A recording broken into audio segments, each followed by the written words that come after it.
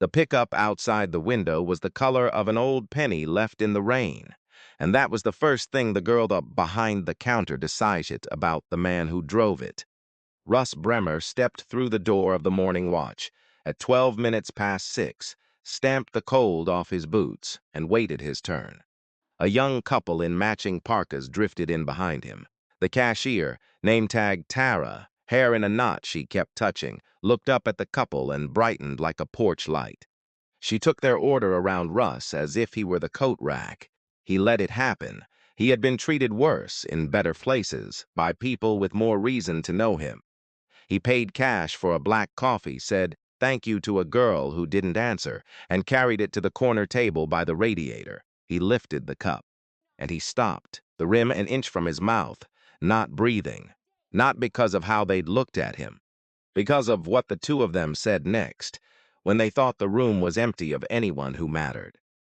19 days later, the whole of Washington Street would crowd through that same door before the sun cleared the lake. But on that gray Thursday, there were 5 people inside, and not one of them spoke. That Thursday had started the way most of his mornings started, which was to say, early and alone and on purpose. Russ had slept in the truck off Route 41 outside Marquette, with the heater clicking and the lake throwing its long, cold breath against the windshield. He was 49 years old, and he had chosen this, the road, the seasons, the work that came in a town and ran out of it. People looked at the rust and the bedroll behind the seat and assumed a man at the end of something. They were wrong. He was a journeyman by trade and by temperament, hands that fixed compressors and walk-in coolers, and the kind of machinery small towns couldn't afford to replace, and he went where the work was, the way other men went to an office. He kept his clothes folded in squares. He woke before the alarm out of an old habit he'd never bothered to break. When he walked into a room he didn't know, his eyes found the back door before they found the menu, and he stood a half step off center, the way you learn to stand when standing in the open used to cost something. None of it was sad to him. It was just the shape his life had taken, and he had made his peace with the shape. On the bench seat beside the gear shift sat a notebook with a blue cloth cover, soft at the corners from being opened 1,000 times. His father had run the rail yard in Escanaba, checking cars off a clipboard in the dark, and the one thing he'd left Russ besides a strongback was a sentence he said most mornings of his life. Count the people first, the rest you can always recover. Russ had carried it through a war and out the other side. He wrote things in the notebook because his father had taught him that a thing written down was a thing you'd done. You couldn't pretend later you hadn't seen it. Tucked inside the front cover was a photograph, creased white along one fold. A man and a woman in front of a brick storefront, a hand-painted paint sign drying behind them, the woman laughing with her head tipped back. On the back, in pencil that had gone gray, opening day, June 2009. Come up sometime, Sarge, first cup's on me. The man in the photo was Danny Sorensen. He had been 27 the morning he died. In 2010, 15 years gone now, a guardsman called back from his own front counter to a valley on the other side of the world. Russ had been his platoon sergeant. He had carried Danny 1,100 meters, and it had not been enough, and the last full thing Danny said to him, before the medevac and the long quiet after, was take care of Margie's in the shop, Sarge, promise. And Russ had promised. He had meant to drive up the next month. The next month became a season. The season became a decade and a half. The way debts you most intend to pay are the ones you keep moving to the bottom of the pile. He had finally pointed the truck north because a man could only carry an unkept promise so far before it started to feel like one more thing he'd left in a valley. So when he had pulled onto Washington Street in downtown Marquette that morning and seen the brick storefront from the photograph, the same brick, the same wide window, his chest had done something it hadn't done in years. The painted sign was still there above the door, gone soft at the edges with weather. The morning watch, and underneath, smaller the line Danny had loved enough to put on a wall. No one drinks alone. Russ had stood on the sidewalk a moment with his hat in his hands. Then he had gone in to keep 15 years late, the one appointment he should have kept first. That was what made the next part land the way it did. He had clocked the room without meaning to.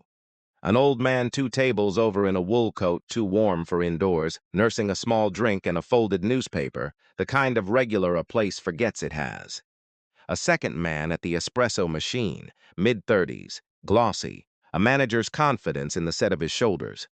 Russ caught the name on his shirt later. Garrett, and the cologne before that, a sharp, expensive thing that filled the corner the radiator couldn't reach. And behind the till, 2 girls who had decided the rusted truck told them everything they needed to know. He'd let the slight pass. He was good at letting things pass. He sat in the corner and lifted his cup, and the second cashier, Kayla, a phone she didn't bother to hide, leaned toward Tara and pitched her voice low, the careless slow of people who've checked the room and counted no one in it. Garrett says she's signing in 19 days, Kayla said. Whole thing. He's got it lined up. She won't make it to spring anyway. Tara wasn't whispering. She just sort of floats around back like a ghost. It's honestly sad.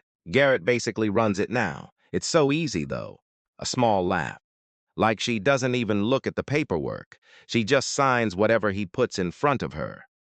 That was the moment the coffee stopped an inch from Russ Bramer's mouth. She didn't have to ask who she was. He had been looking at her on the wall for 15 years.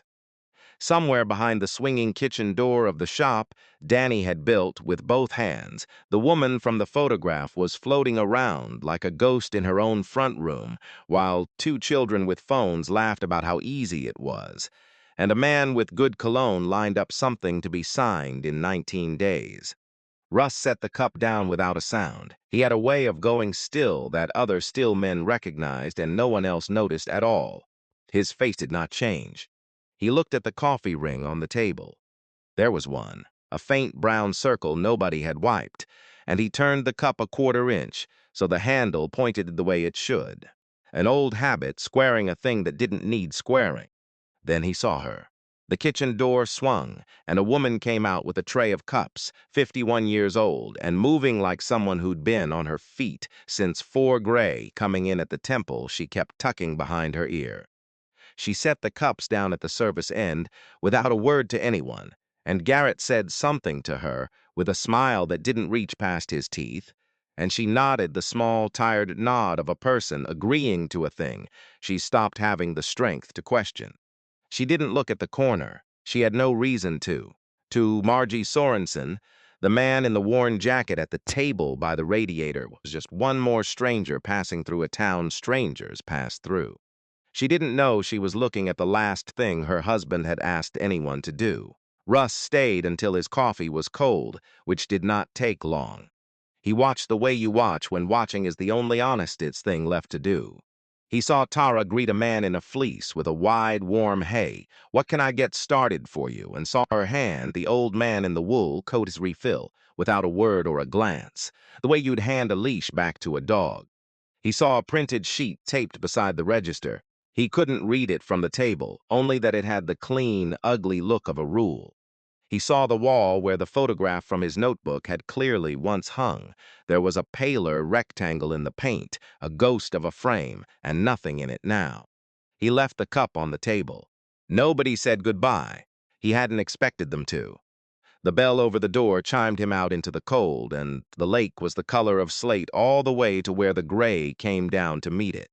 That night, Russ parked the truck behind the closed hardware store and ran the heater and opened the blue notebook on his knee. He did not write about Danny. He did not write about the photograph or the promise or the 15 years. He turned to a clean page, clicked the pen twice the way his father had, and wrote down only the things a man could see if he looked. The things he was not yet allowed to pretend he hadn't. Reg, price call for 5. Senior discount sign gone, paler square on the board where it was. House rules taped at till, 45-min limit, read tomorrow. Wall west side, frame removed. Recent, owner works the back, manager works the front, backwards, 19 days. He looked at the last line a long time. Outside, the wind came off superior and worked at the door seals the way it had worked at men and boats and whole towns for 10,000 years, patient and without malice, wearing down whatever held still. Count the people first, his father said, somewhere under the engine's tick. The rest you can always recover. Russ closed the notebook on the photograph, and tomorrow he would go back in through the front door.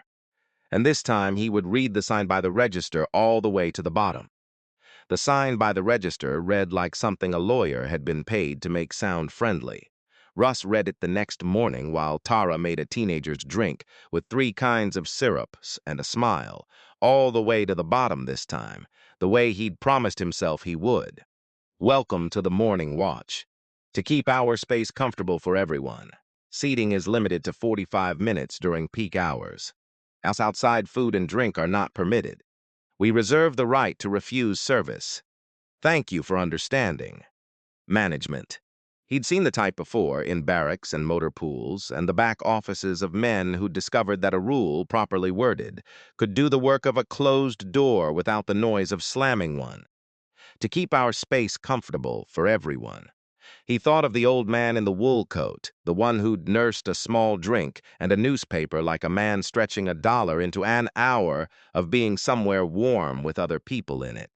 45 minutes, he thought of the line on the wall outside. No one drinks alone. Somebody had taped one over the other and decided they didn't contradict. Russ ordered the same black coffee and sat at the same corner table, and he did the only thing he was any good at, which was watch and nothing down until he was sure of it.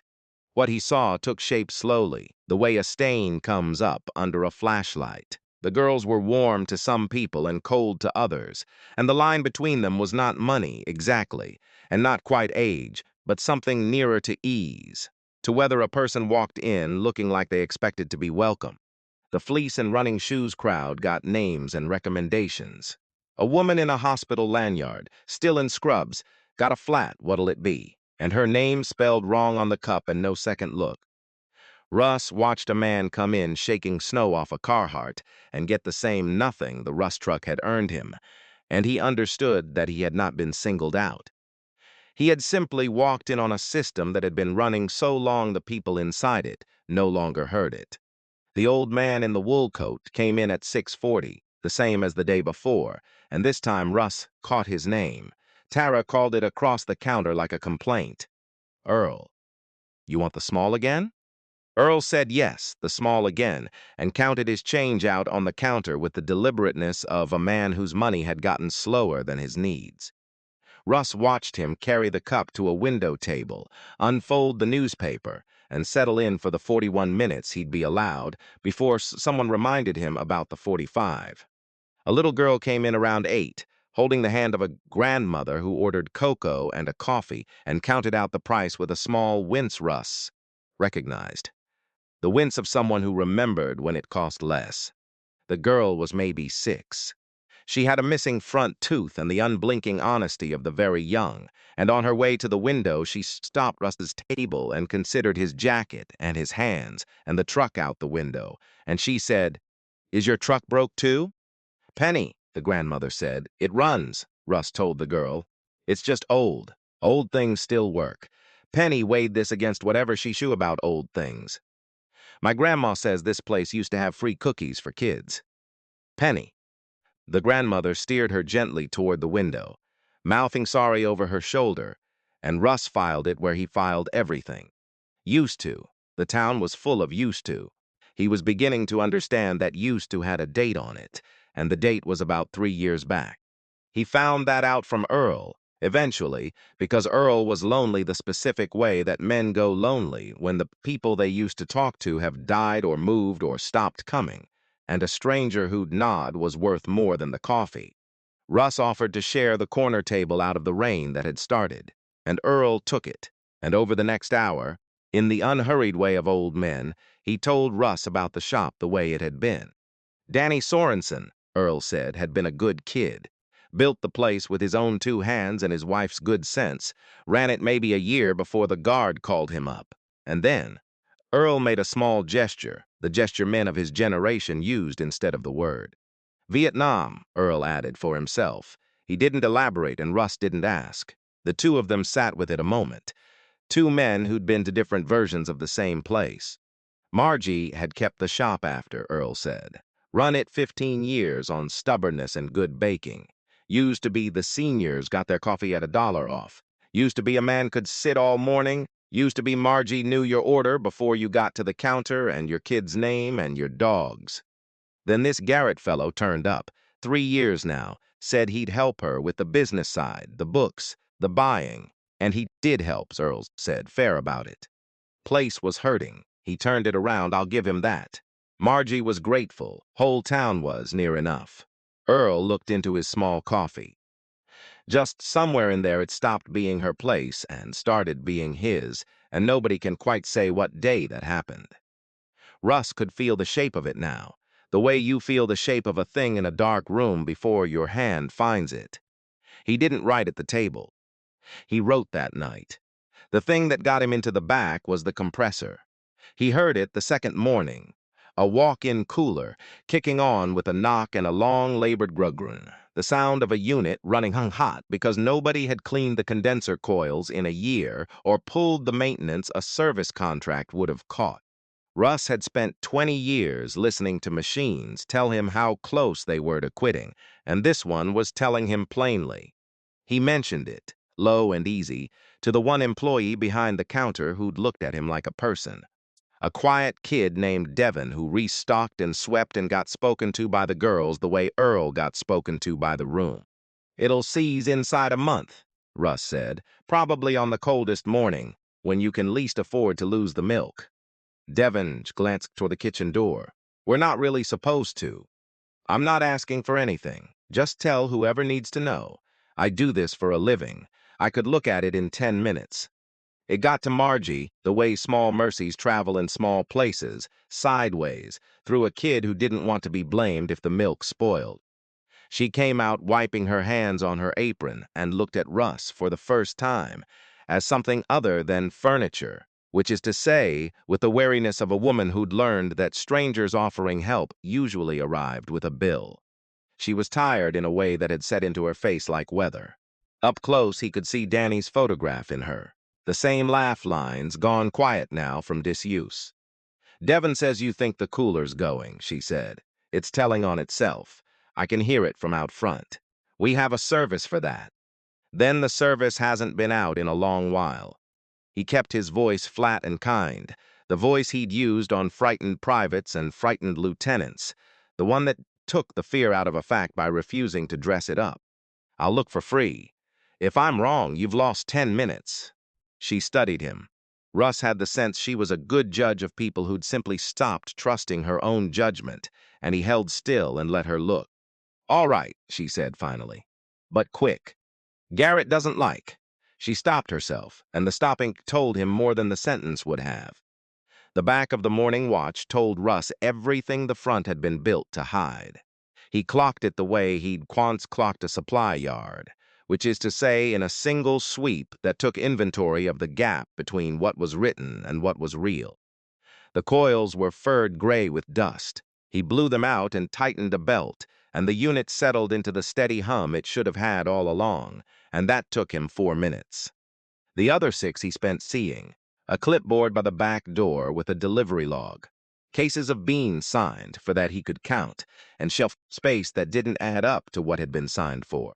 A petty cash box with a lid that didn't lock and not much under it. And bills, a small drift of them, opened and refolded that someone had been keeping back here instead of in an office, the way you keep a thing where the owner won't wander past it. He didn't touch the bills. He'd learned the difference between seeing and meddling a long time ago. He squared the clipboard so it sat flush on its nail, washed his hands, and went back out front. And Margie said thank you in the surprised way of someone unused to being helped without a catch. And Russ said the cooler would last her the winter now, and didn't mention the rest. He didn't have to mention it to himself. He wrote it in the truck that night, every line of it. Coils a year filthy. No service in 12+ mo. Compressor neglected, not broken, saving on maintenance. Beans signed to beans on shelf. Off, where's it going? Bills kept him back, not office, on purpose. Owner has to ask permission to fix her own cooler. Garrett Voss did not see himself as a thief, and that was the part Russ would come to understand last and like least. Garrett saw himself as a man owed. That afternoon, after the lunch rush thinned, he stepped out the back to take a call where the espresso machine couldn't drown it. And he didn't know the kitchen window was cracked an inch against the heat.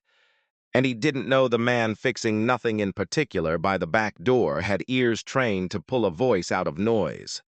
Garrett was talking to someone he called Hollis. "The walkthrough's still on for the 19th, Garrett said. "Yeah, lease and all." "No, she's fine. She'll sign. She's been signing." A pause and then a laugh that had no warmth in it. "Don't worry about the old lady. I've been carrying this place 3 years. I earned it." He had, in his own ledger, earned it. Russ would learn the rest in pieces over the next several days, but the spine of it was there in the backstep call. Garrett Voss had owned his own restaurant once, 2 towns over, and watched it close in the slow public humiliation that only a small town can administer, and he had come to the morning watch a man with a wound where his pride used to be. He had worked. He had been good at the parts of business that Margie, gutted by grief, couldn't face: the books, the suppliers, the cold arithmetic of keeping a door open.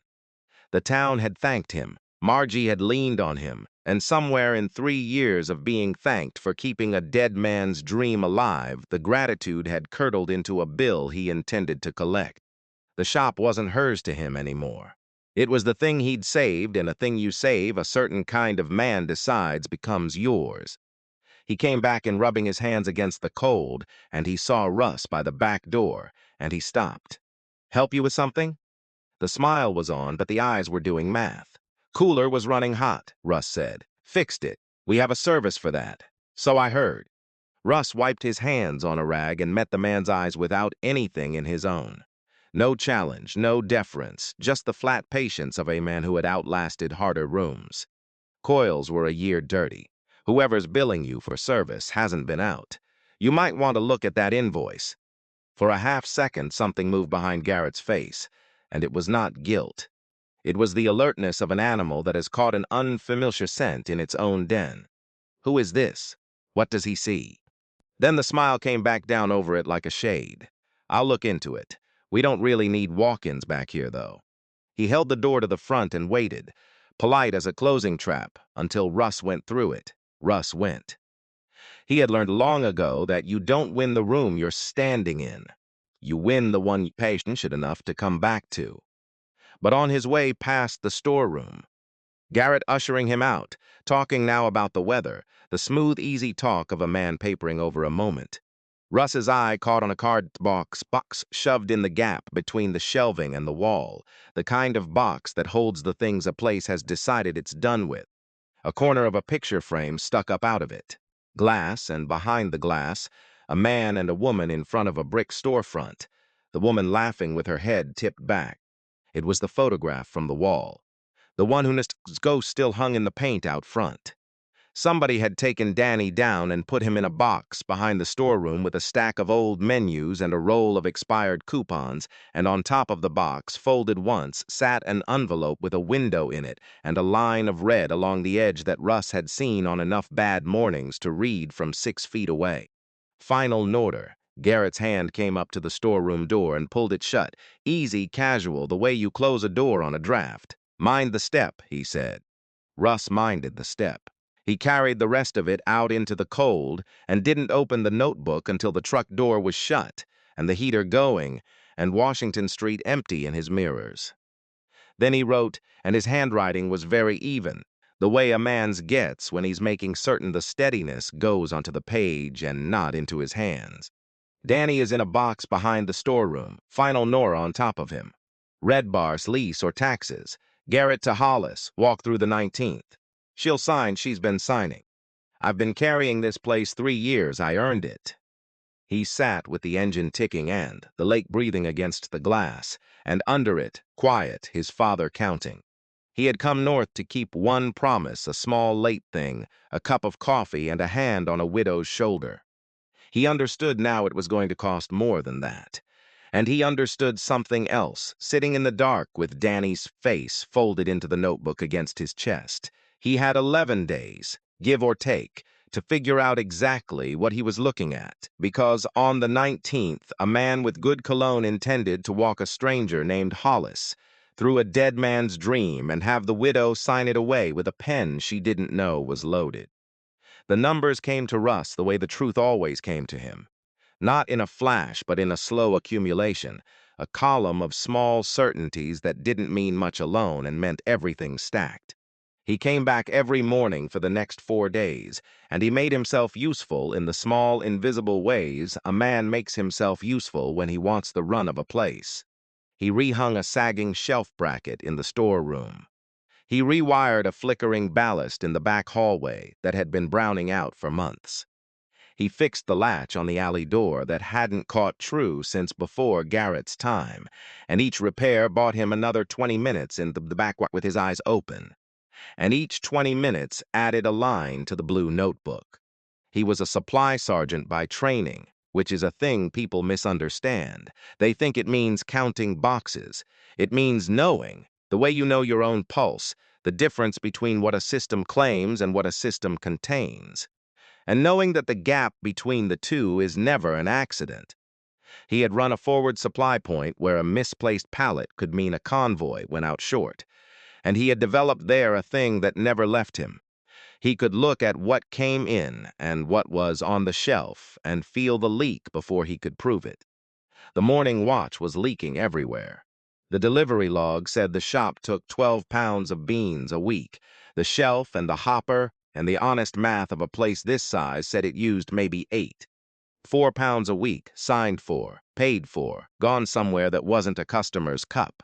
The petty cash box logged register pulls that didn't match the days the register was busy.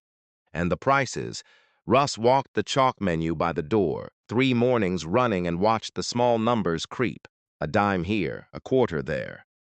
The senior discount not just gone from the sign, but gone from the math, so that Earl's small coffee cost 40 cents more than it had a season ago, and Earl, who counted his change on the counter, had no way to know it had ever cost less. It was not, Russ understood, the work of a man stealing for the thrill of it. It was the work of a man bleating a place steadily while telling himself he was being paid back. That was worse, a thief you could catch in the act. A man who believed he was owed would explain himself all the way to the door. He needed the spine of it, though, and the spine was paper, and the paper was in the office Garrett kept to himself. It was Margie, in the end, who let him near it, and she did it without knowing what she was doing. Russ had been there at 5:15 one morning. He'd offered to be there for the cooler, said he wanted to watch it through a cold start, and she'd unlocked the alley door for him in the dark with the wary gratitude that was the only kind she had left. And before the girls came in, before Garrett's cologne arrived, there was an hour when the shop belonged to Margie the way it must have belonged to her once all time. She baked. He hadn't known. The front of the house sold came off a truck in a box. But in that gray hour before opening, Margie Sorensen made cardamom bread the old Finnish way her mother-in-law had taught her, pulla, 3 strands braided and brushed and baked, until the whole back of the shop smelled like a thing worth getting up for. She moved the way Russ moved when he worked. No wasted motion, every step earned, and for the length of one braid she didn't look tired at all. Danny's mother's recipe, she said when she caught him watching. He grew up on it. First year we were open, it was the only thing that sold. A small private smile there and gone. Garrett took it off the menu, said it didn't fit the brand, too slow to make, too cheap to charge for. She brushed the egg wash on in long, even strokes. I make it anyway. I don't put it out front. I make it. She set the tray in the oven and closed the door on it gently, the way you close a door on something sleeping. Some things you keep making, whether or not anybody's buying. Russ thought of the photograph in the box and didn't say so. He said town would buy it, the old ones anyway, the ones who remember. The old ones, Margie said. And there was something in the way she said it, an ache she'd stopped letting herself feel, or exactly who Garrett's been telling me to stop catering to. That was when she went to the office to find a receipt she wanted him to see. Proof, she thought, that the service company really had been out, because she wanted to believe it. And she left the door open, and she stood beside him pulling a folder, and Russ Bremer saw, in the 8 seconds before she closed it, more than he'd seen in 8 days. He saw a lease assignment. He didn't read it all. He read what a man reads in a glance, which was the headline and the signature line. A statement of commercial lease and a date, the 19th, and at the bottom on the tenant's line, a signature. Margaret Sorensen. The hand was wrong. Russ had watched Margie sign a delivery slip 2 days before. He'd watched her sign it the way she did everything, deliberate, the M large and the rest of it, trailing small and tired, the G in Margie looping back under the line. The name on the lease assignment was upright and careful and confident, the signature of someone who had practiced being Margaret Sorensen rather than someone who simply was. And it was dated the 2nd of the month. And Russ knew, because Earl had mentioned it, the way Earl mentioned everything, that on the 2nd of the month, Margie had been 3 hours south in Green Bay at her sister's, because her sister had had a hip done, and Margie had closed the shop a rare day to go. She hadn't signed it. She hadn't been in the building. "Here," Margie said, holding out the service receipt, and Russ took it and looked at it and didn't see it at all and said, "That's the one." They were out in spring. She looked relieved, and he hated giving her the relief. And he gave it to her anyway, because the alternative was telling her, here, now, in the warm bread smelling dark, that someone had forged her name onto the deed of the thing she had left of Danny, and he was not going to hand her that with no proof in his hand, and no plan and no one beside her. He needed a second pair of eyes, the kind that carried weight. He found them at the VFW post on 3rd. He'd gone there his first week without meaning anything by it, a habit, the way some men find the church in a new town and some find the bar. Russ found the post, because the post was where the men who'd count the people the way he counted them tended to wash up. He'd nursed a coffee and said little, and listened, and he'd heard Danny's name come up twice without his prompting, which told him Danny was still remembered, and Margie with him. And he'd met Gus Pelkey.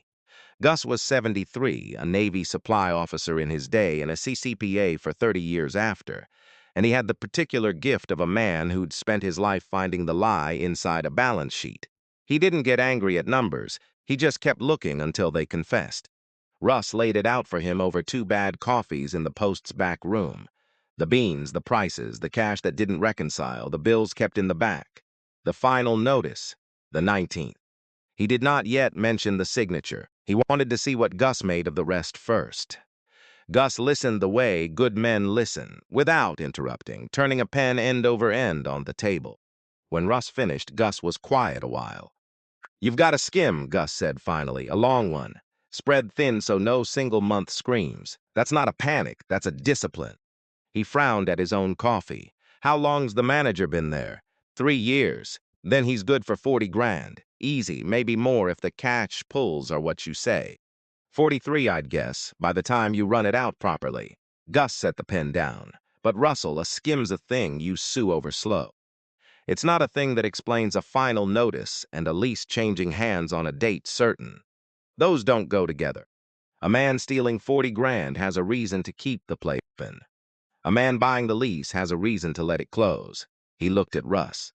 "Unless they're the same man, and the skim's how he made sure the place got so weak she'd have to let him take it. You don't drown a thing you're stealing from, unless drowning it is the last step." Russ told him about the signature then. Gus went very still, the still of an old man who has just understood that a thing he was prepared to call greed is actually something with a harder name.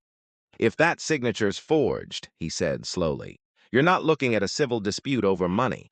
You're looking at fraud on a deed. That's a different room, son. That's the kind of room a man doesn't walk out of with his cologne intact." He pushed his coffee away. "Get me the lease assignment. The real signature next to it. I'll have a friend who does question documents take a look. Quietly, and get me the books, whatever you can. I'll run it to the penny." He stood and offered his hand, and his grip was a young man's. "Danny was a good kid. I sold him his first commercial insurance policy. Margie deserves better than what you're describing. Russ had what he needed, or nearly.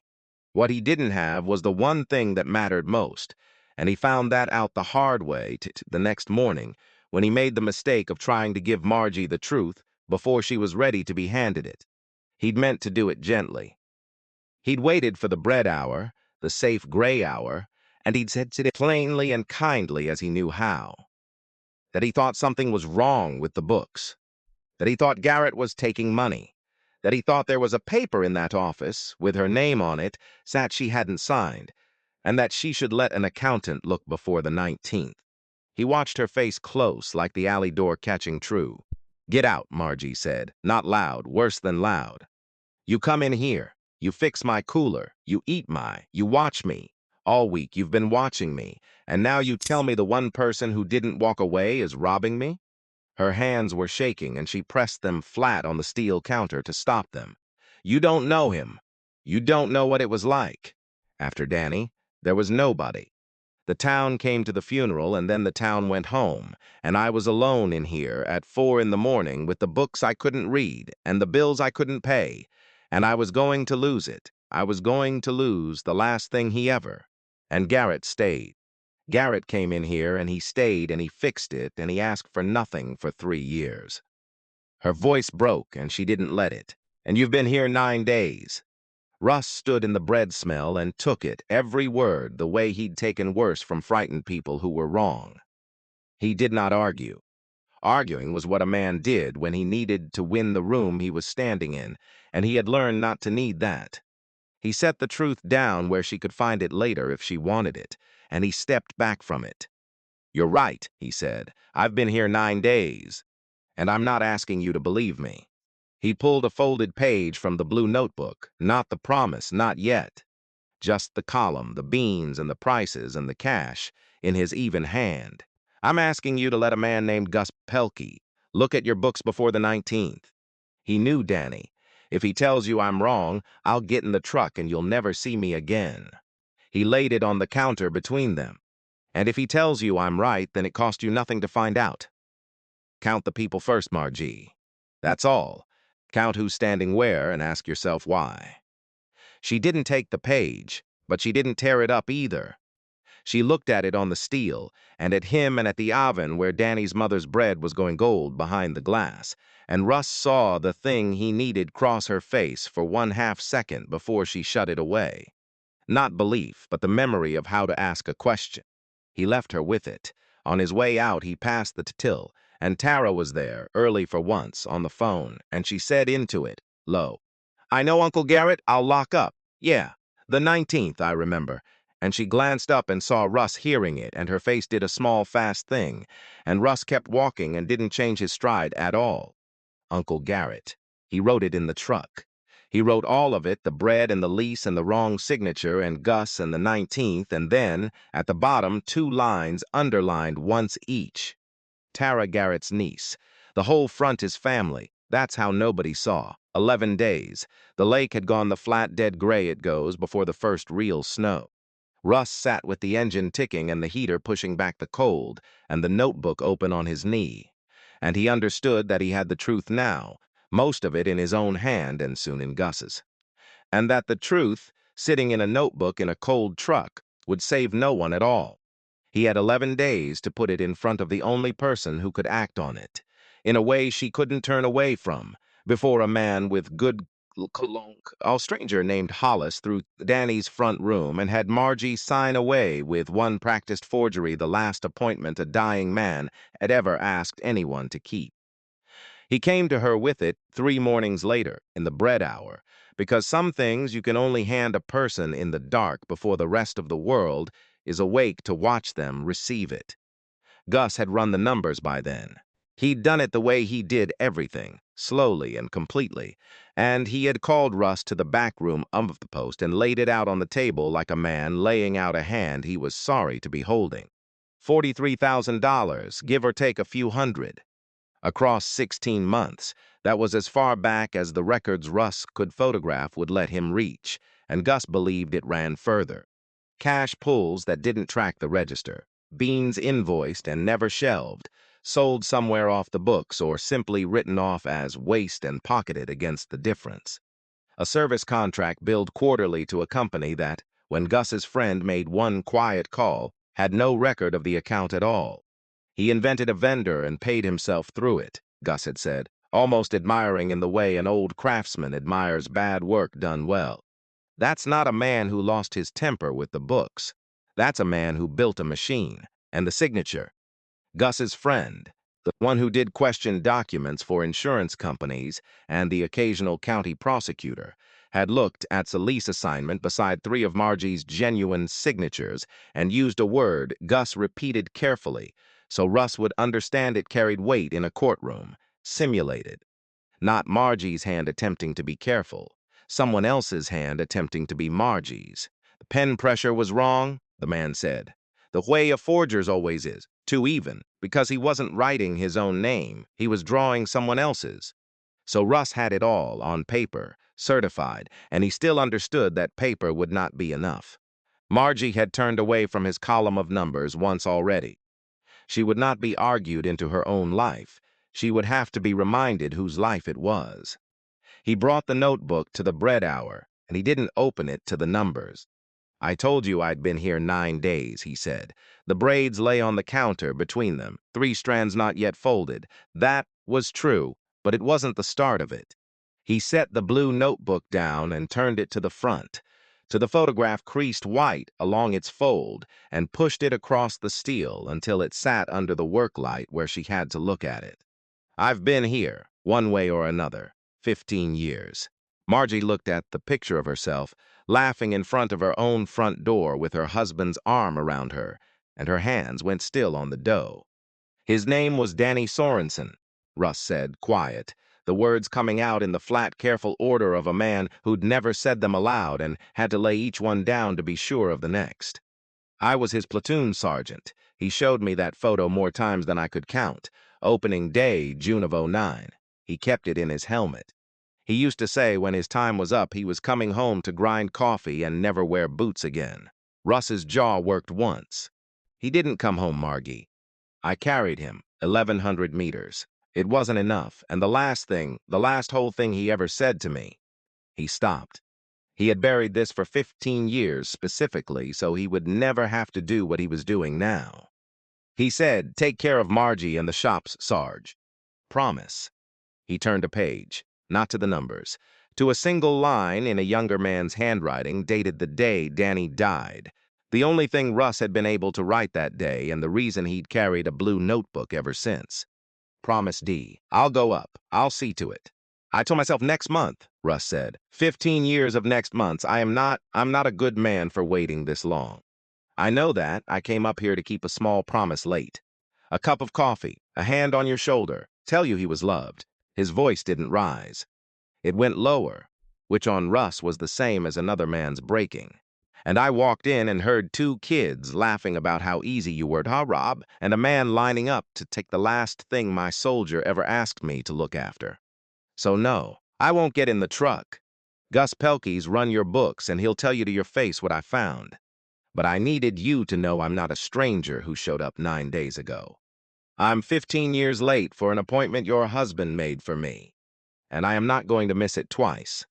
Margie Sorensen did not cry, and Russ understood why, because he was the same.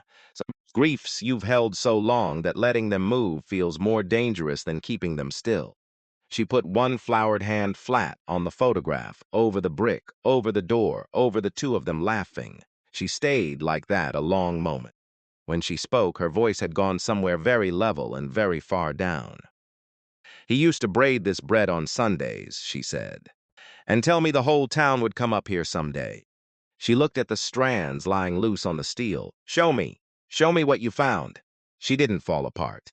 She hardened, which is what strong people do when they finally let themselves believe a thing they've been refusing.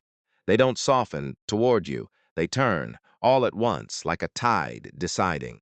By the time Gus came to the back of the shop that afternoon with his folder, Margie had already gone through her own drawers and found 3 more things that didn't add up, and she set them on this table beside Gus's numbers with hands that had stopped shaking entirely, and Russ watched her become, in the space of an afternoon, the woman in the photograph again. Not the laugh. That would come later if it came, but the spine under it. What they built over the next days, they built carefully, because they were not going to win this in a courtroom in 18 months. They were going to win it in the front room of the Morning Watch, in the open, on the 19th, in front of the only jury Garrett Voss had ever actually feared, which was a small town's opinion of a man who'd presented himself as its hero. Gus would have the certified numbers and the document examiner's letter. Earl would put the word out the way only a lonely man with nothing to do all day can, quietly, person to person, to the seniors who'd been priced out and the regulars who'd been timed out, until half of Washington Street knew to be at the shop the morning of the 19th without knowing exactly why. And the men from the post, 6 of them, then 10, Old Navy and Old Army and 2, who'd been where Russ and Danny had been, said they'd come and sit in no particular formation, just there, just present. The way men stand beside a thing to say this is not unwitnessed. Garrett felt it before he understood it. That was the thing about the den animal alertness in him. It worked even when his pride told it to be quiet. The cooler that fixed itself. The drifter who knew what a clean condenser coil looked like. The way Margie had stopped flinching when he spoke to her, the way she'd started this last week, looking at the menu prices with a focus she hadn't had in 3 years. He couldn't name it, but he could feel the floor of the thing he'd built going soft, and a certain kind of man, when he feels that, doesn't slow down. He speeds up. He moved the signing in his own mind to quiet and fast. Not the date. The date was the date. Hollis had a closing lined up and money behind it, and a date moved was a deal spook. But the manner. He told himself he'd get Margie alone the evening before, present it the way he always had. The assignment buried in a folder of routine things to initial, just admin. The landlord wants it updated. Sign here and here. Except this time there'd be no forging at all, because she'd sign it herself, the way she always did, without reading on his word, the way the whole machine had run for 3 years. He didn't know she'd seen her own forged name. He didn't know the hand was already being undone. And he made the small bad decision that frightened men make, the one that tells everyone watching exactly where the rot is. He came to the front on the 17th and found Russ at the corner table, and he leaned down, close, the cologne arriving first, and he kept his voice pleasant for the room, and his eyes flat for Russ. "You've fixed enough around here," Garrett said. "We're all set. I'd appreciate it if you didn't come back." And then, louder for Tara, with a smile. "Tara, this gentleman's been told. If he comes in again, he's not to be served." Tara, who was Garrett's niece, who'd laughed 11 days ago about how easy the old lady was, looked at Russ with something that wasn't quite the contempt of the first morning. Something with a flicker of unease in it now, because she'd grown up enough around her uncle to know the difference between his confidence and his fear, and this was the second one. "Sure," she said. "Whatever you say." Russ stood.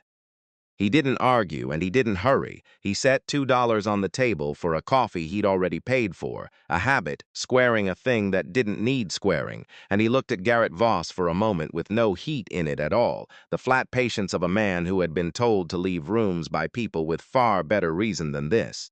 "Suit yourself," Russ said. And to Margie, who'd come to the kitchen door and gone very still, a small nod, nothing more. They'd agreed on nothing more.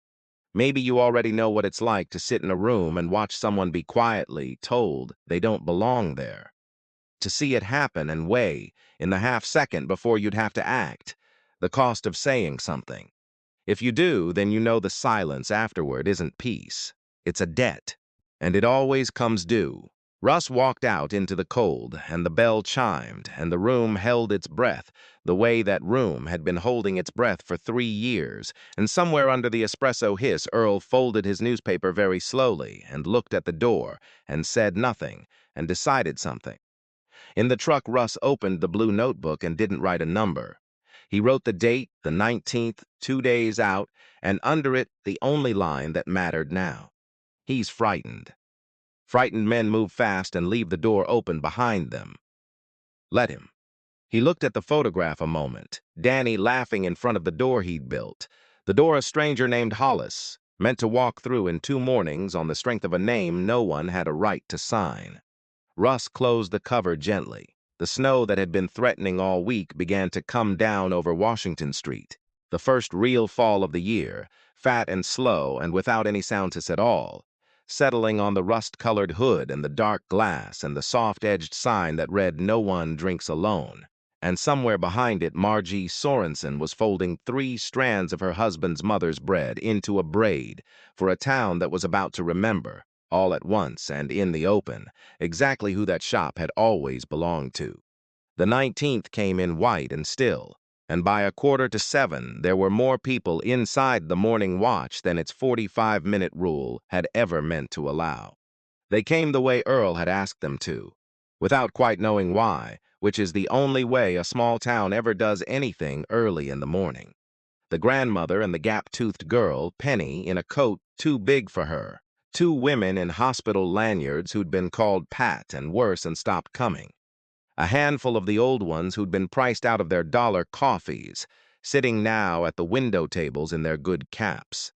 And along the back wall, in no particular order and no particular formation, 10 men from the post, Gus Pelkey among them with a leather folder on his knee, and beside him an old Navy chief and 2 younger men with the particular stillness Russ knew from the inside. Nobody had told them to stand. They sat, but the room had the weight of men standing. Russ was at the corner table where he'd frozen mid-sip 10 days before. He'd been told not to come back. He'd come back. He sat with his coffee and his blue notebook closed under his hand, and he did not run the room. This was not his to run. He had spent 11 days making sure of that. Garrett Voss arrived at 7 with a man Russ took for Hollis. Soft camel coat, a leather portfolio, the bored confidence of someone who bought things from people who had to sell them. Garrett stopped just inside the door at the size of the crowd, and the den animal in him went up on its feet, but his pride sat it back down. He read the room as good business. "Morning, everybody," he said, warm, expansive, a man pleased to have witnesses to his generosity. Big crowd. "Margie, we'll just step in back and take care of that paperwork. Then I'll buy the whole room around. How's that?" The kitchen door swung open. Margie Sorensen came out from the back where she had floated like a ghost for 3 years, and she did not float. She came to the front of her own shop and stood behind her own counter, gray at the temple, apron dusted with flour, and she set a plate down on the bar where every person could see it. A braid of cardamom bread, gold and glossy, the thing Garrett had taken off the menu for not fitting the brand. The smell of it reached the back wall. Earl closed his eyes for a second. "We can do the paperwork right here, Garrett," Margie said. Her voice was level and it carried. "In front of everybody, since it's about everybody." Garrett's smile held, but his eyes did the math, fast and frightened. "Margie, this is just lease admin. It's dull. There's no reason to." "Then it won't take long." She laid a single sheet on the bar beside the bread. "The lease assignment. This is the paper you want me to sign. It moves Danny's lease to a Mr. Hollis on your say-so." She turned it so the room could see the tenant's line. "Funny thing, it's already signed, Margaret Sorensen. Dated the 2nd of this month. She let that sit one beat.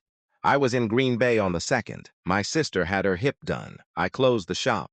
There's 20 people here who know it, and a credit card receipt from a hospital cafeteria that says it too." She did not raise her voice. She got quieter, which was worse. "I never signed this, Garrett, so somebody drew my name." The portfolio man, Hollis, took one step back from Garrett without seeming to decide to. It was the smallest thing, a man putting daylight between himself and a problem, and the room saw it. Gus Pelkey stood, because some thinkins carry more weight standing. He opened the leather folder with the unhurried hands of a man who had spent 50 years being right about numbers. "My name's Gus Pelkey. Some of you know me.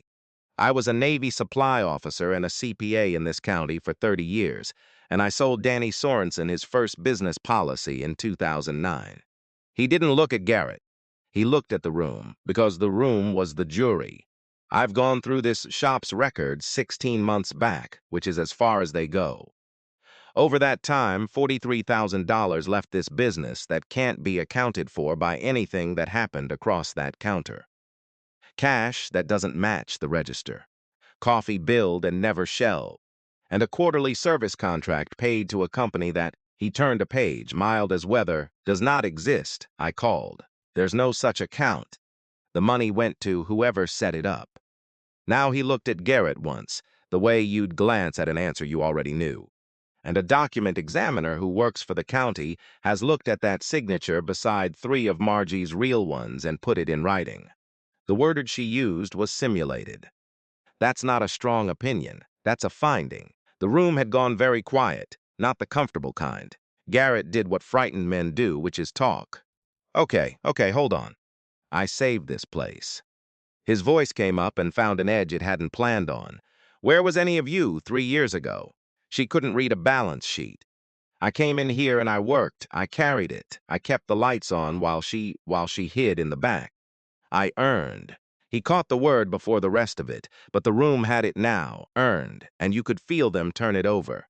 There's an explanation for all of it. The vendor thing's a clerical, Uncle Garrett. It was Tara from behind the till, and she said it small and it landed like a dropped tray. Every head moved. The girl who'd laughed about how easy the old lady was stood with her hand on the register she'd guarded, and her face had finally caught up to what her uncle's confidence had been hiding from her, and she didn't have anything to add. She just said it again, quieter. Uncle Garrett, and in 2 words the last wall came down, because now the whole room understood that the warm girl at the counter and the man who ran the books were the same family running the same shop into the same ground, and that there had never been anyone above Garrett for Margie to tell. Hollis closed his portfolio. I think, he said, to no one to the door. I'm in the wrong meeting. He left, and the bell chimed him out, and nobody watched him go because nobody in that room had ever cared who he was. Garrett looked around for the faces that had high-fived him, joked with him, called him the man who saved the place. Earl was looking at him. The grandmother was looking at him. The 10 men along the back wall were looking at him with the flat, unbothered attention of men who had seen worse, and were not impressed. Not one of them looked away, and a small town's regard, once it turns all the way. He could have stayed and fought it. He chose the door. He'd come in expecting to buy a round for witnesses to his triumph, and he left through them instead, the camel-coated buyer already gone ahead of him into the snow, and his cologne hung in the warm air over the bread for a moment after the bell stopped, and then that was gone too. Margie did not chase him. Russ did not rise. There was no need.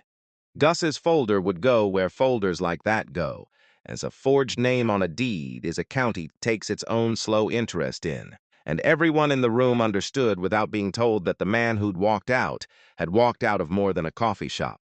But the punishment, such as it was, happened the way real ones mostly do, quietly, in the turning of a room, in a door that chimed, and a smell that faded, and a name that would mean something different on Washington Street by noon. Russ stood then, finally, but not toward Garrett's empty doorway. He crossed to the west wall, to the paler rectangle in the paint where a frame had hung, and he took from under his arm the thing he'd carried in that morning. The photograph from his notebook, opening day, June 2009, the woman laughing with her head tipped back, set now into a plain new frame Gus's wife had found at the hardware store. He hung it on the old nail. It fit the ghost in the paint exactly, because of course it did. It had hung there for years before a frightened man decided a dead one took up too much wall. The room let out a breath it had been holding for 3 years. Penny was the one who broke the quiet, because the very young always are. She'd worked her way up to the bar and was looking at the gold braid of bread. And she said, to Margie, with the unblinking honesty of 6, "Is that the Freaky place again now?" Margie laughed. It came out of her sideways and surprised her, and it was Russ saw, the laugh from the photograph, 15 years late, and a little rusted and entirely real. "Yeah, honey," she said, and her voice caught and held. "Yeah, it's that place again."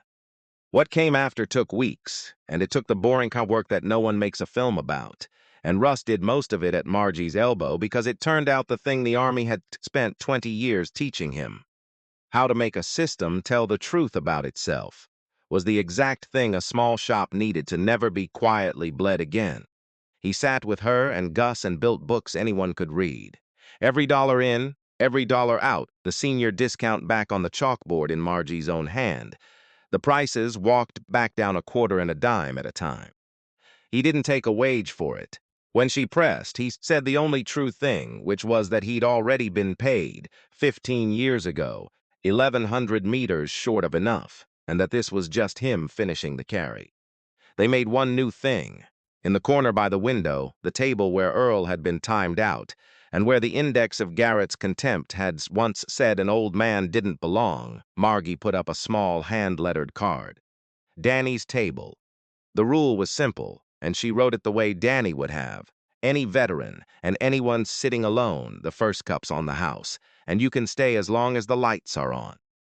She'd asked Russ what to call the program, and he'd said it didn't need a program, it needed a table, because the thing about getting old, or coming home, or losing the person who used to know your order was that the danger wasn't hunger. It was the long quiet of being unexpected anywhere, and a man would drive past 3 warm rooms to sit in the one that was glad he came. So they made a table that was glad. Earl took it as his own within a week.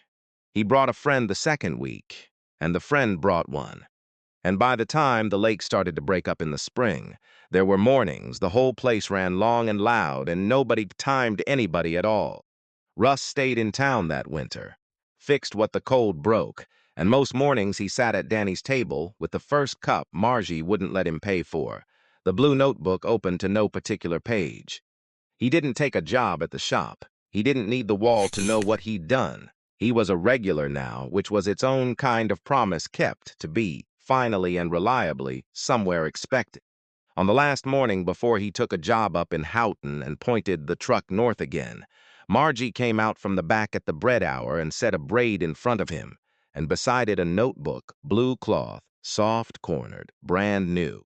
"For the books," she said, "since you taught me to keep them honest, and," she nodded at the wall, at Danny laughing in front of his door, "since the other one's full of him." Russ ran his thumb across the new cover, the way you touch a thing you didn't know you were waiting for. Out the wide window, the snow had stopped, and the sun was finally clearing the lake, throwing flat gold light up Washington Street, and there were people on the sidewalk. More than the room could hold at once. The line going out the door the way it had 19 mornings ago in the promise he'd made the town without meaning to. He thought of his father in the rail yard in the dark, counting cars off a clipboard. "Count the people first," the old man said, somewhere under the hum of the espresso machine. "The rest you can always recover." Russ opened the new notebook to the first clean page, and he didn't write a number, and he didn't write a name. He wrote down the one thing he'd finally done, 15 years late, so he couldn't ever pretend later he hadn't, kept it. Then he closed the cover, and he ate the bread, all of it this time, and he finished his coffee at a table that was glad he'd come. There's a particular loneliness that doesn't look like anything from the outside. A man at a window, an old name in a box, a widow baking for no one at 4 in the morning. It hides in plain rooms. Maybe the bravest thing any of us does is notice it and pull up a chair and stay.